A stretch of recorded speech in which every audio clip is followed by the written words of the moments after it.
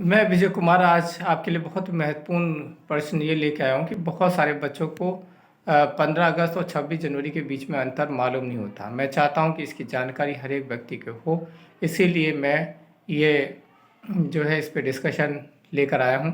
सबसे पहली बात यह है कि 15 अगस्त जो है उस दिन हमारा देश आज़ाद हुआ था, यानी अंग्रेज़ों की गुलामी से हम मुक्त हुए थे, इसलिए हम 15 अगस्त को मनाते हैं।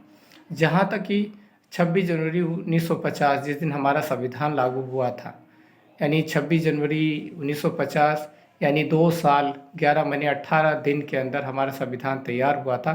हालांकि ये संविधान 26 नवंबर 1949 यानी 26 नवंबर 1949 को ही तैयार हो चुका था पूरी तरह से, और सभी मंत्रियों ने, जितने भी इसमें सदस्य थे संविधान सभा के, उन्होंने इस पे साइन कर दिया गया था।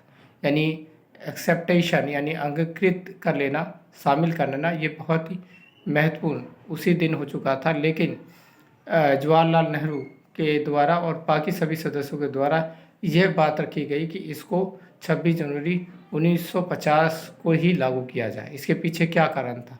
कारण यह था कि हमने जो है हमारे नेताओं के द्वारा 26 जनवरी 1930 यानी जवाहरलाल नेहरू के द्वारा इस दिन तिरंगा झंडा लाहौर में फहराया गया, और उसमें यह घोषणा की गई कि भारत आज से पूर्ण स्वतंत्रता की मांग रखेगा, और भारत पूर्ण स्वतंत्रता उसने प्राप्त की। और ये जो प्राप्ति हमें जो पूर्ण स्वतंत्रता की हो गई, उसके बाद एक बहुत ही अच्छे संविधान की हमें ज़रूरत थी, जिसको 26 जनवरी 1950 को लागू किया गया। अब ये महत्वपूर्ण हो जाता है कि दोनों के बीच में अंतर क्या है।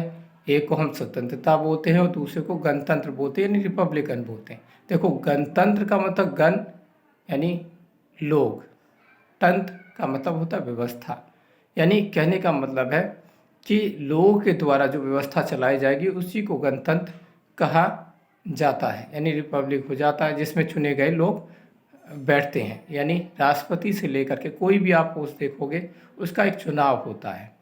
जैसे राजा महाराजाओं के वक्त अगर राजा की मृत्यु हो जाती थी तो उनके सदस्य में से कोई राजा नियुक्त हो जाता था। ऐसी जो प्रथा को बिल्कुल हटा दिया गया, यानी इसमें चुने गए लोग ही बैठेंगे। इसलिए इसमें यह अंतर है कि इसमें उस दिन से ये हो गया कि कोई व्यक्ति बिना चुनाव के सीट पर आसीन नहीं होगा। मैं आप सभी का धन्यवाद करना चाहता हूँ इस महत्वपूर्ण जानकारी के लिए।